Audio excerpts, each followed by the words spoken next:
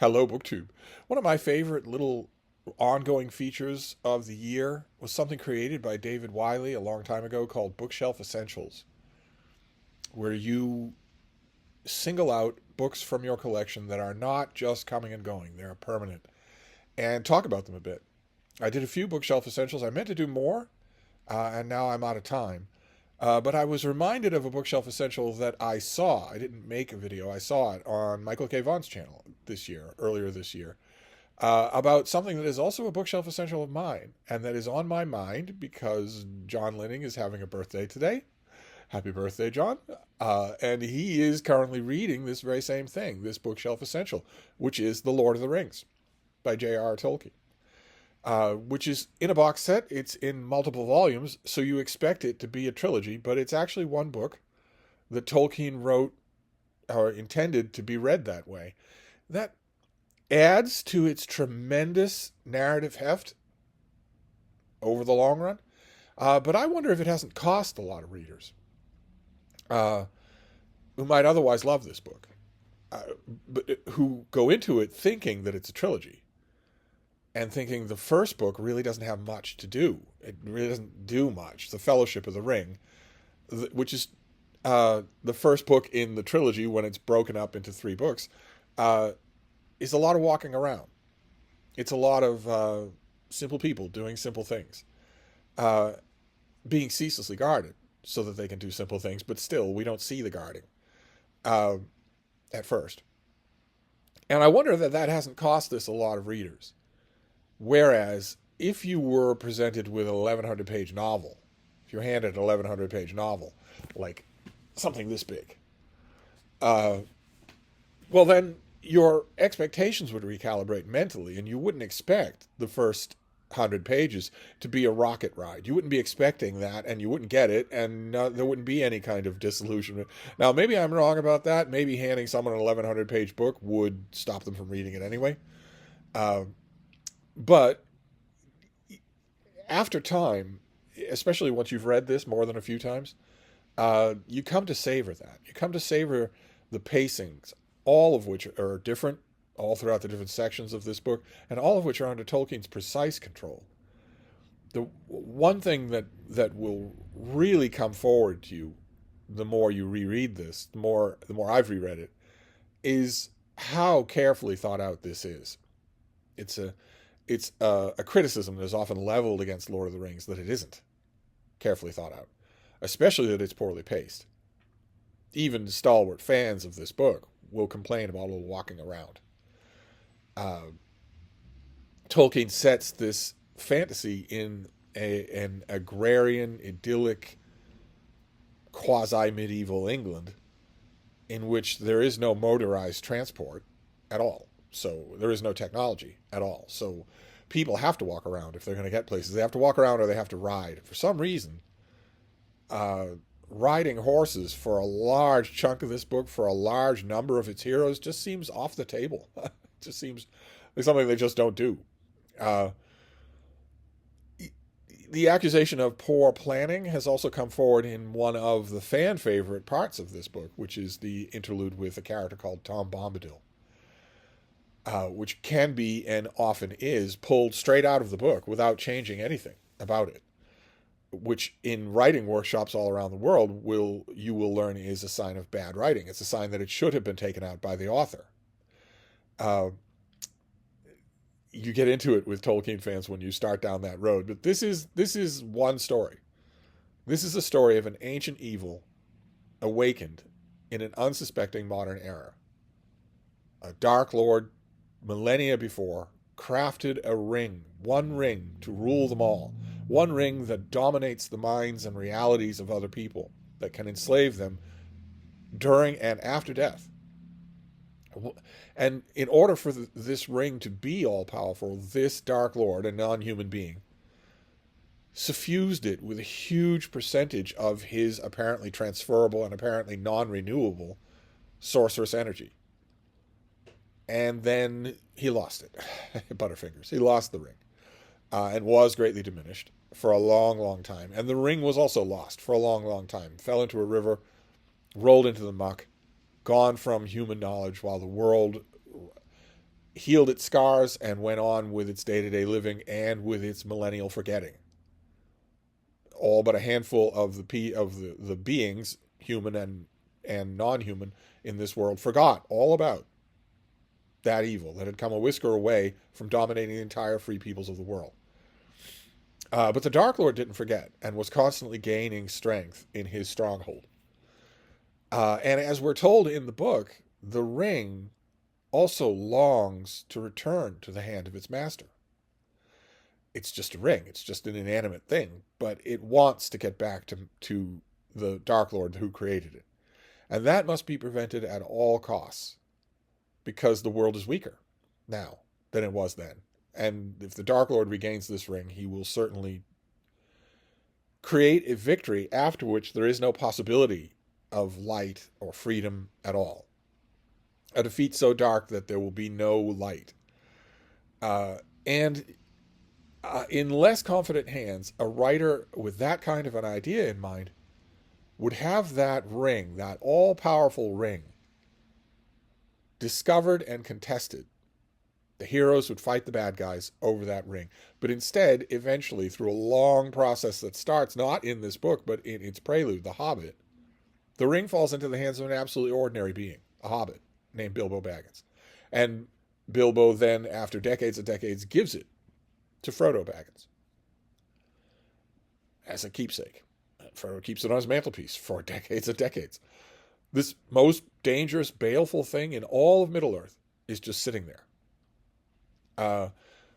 While the Dark Lord who created it is constantly yearning for it and also constantly growing stronger. It's important to understand that although his sorcerous ability is still tied up in this ring, his territorial ability is increasing. He is grafting and breeding monsters. He is amassing armies and bribing mercenaries. He is growing into an enormous power in the east of Middle-earth. A power that, ring or no ring, would threaten all the free kingdoms of Middle-earth in time. And against which they are not prepared because they, with one exception, they aren't thinking there's a danger. Even a temporal danger, much less a supernatural danger. But a character from The Hobbit, Gandalf the wizard, does eventually, and we're talking a century, eventually he gets his paranoia up and thinks this might be the ring that is the key to everything. And it might be, and we might be in real danger. We might be on the precipice of losing everything immediately, overnight, without even knowing it. And that is true. If the Dark Lord had suspected that the ring was sitting on a mantelpiece in Hobbiton, he could have sent one emissary. It wouldn't even needed to be an awe-inspiring supernatural emissary. He has plenty of normal people in his employ. He could have sent a housebreaker to take it. So Frodo Baggins wakes up the next morning and it's gone. Who knows where it is? He has no idea how to reach Gandalf or anybody else, as it is slowly, patiently making its way to the stronghold of the Dark Lord, who then puts it on and the whole world is over. That could easily have happened. Instead, by a whisker, by a series of chances, it doesn't. And Frodo takes the ring on an adventure. And he has a fellowship, he has a group of friends who try to help him, but eventually it's going to be him and his friend Sam who do it by themselves. Because hiding the ring is not going to work. And there is no way for the forges of Middle-earth or the weapons of Middle-earth or rocks or stones of Middle-earth to destroy the ring. It was made by a supernatural being in a volcano, essentially, in the heart of his territory. And that's the only place that's hot enough and fierce enough to unmake it. So it has to be taken into the stronghold of the enemy and there cast into the fire and destroyed. A foolhardy plan is the only way. There's no other way that it can work. The only way that will work is to destroy it, and that means taking the very thing the Dark Lord wants right to his doorstep, which would be naturally incredibly dangerous anyway. Even if you didn't have the ring, it would still be suicide. He's the most powerful territorial person in the world. Nevertheless, the company sets out to do whatever, but eventually, through a series of misadventures that are all wonderfully described, Frodo and Sam go to the Dark Lord's stronghold with the ring, intent somehow on doing the impossible. That's celebrated, of course. Tolkien fans celebrate that ending. They love the pathos of it. They especially love the sadness of it. It turns out that once you've borne this ring for as long as Frodo does in the course of this book, you never really are free of it. And Tolkien respects his readers enough to avoid giving them a complication-free happy ending. Any kind of complication-free happy ending. There will be loss. There will be sadness, even in victory. And as the narrative grows at the beginning of the book, the 100 pages that I mentioned that are a little bit troubling sometimes to me. Sometimes I wonder how many potential Tolkien lovers we lose because of the beginning of the first part of this book, The Fellowship of the Ring. At the beginning, the focus there is small. It's rural, it's humble, it's non-knowing, it's ordinary people. And gradually, knowledge suffuses that situation and makes it grow. So that at the beginning of this, the Register is very much like The Hobbit. And at the end, the Register is very much like the Book of Kings in the Old Testament. By the end of the book, you are getting epic fantasy, which is, I think, what a lot of people who come to this for the first time come to it looking for. There's a lot more going on here than just epic fantasy. First of all, there's writing, which is better here than in almost any other example of the genre that this book, more than anything else, created. And also the adult worldview. It's antique language Tolkien could easily not have. Keep in mind, he was writing this thing steeped in the hard-boiled golden age detective and murder mysteries of the era. He knew perfectly well what bitter, cynical dialogue sounded like. He knew perfectly well how adult fiction could be and still get published and put in bookstores.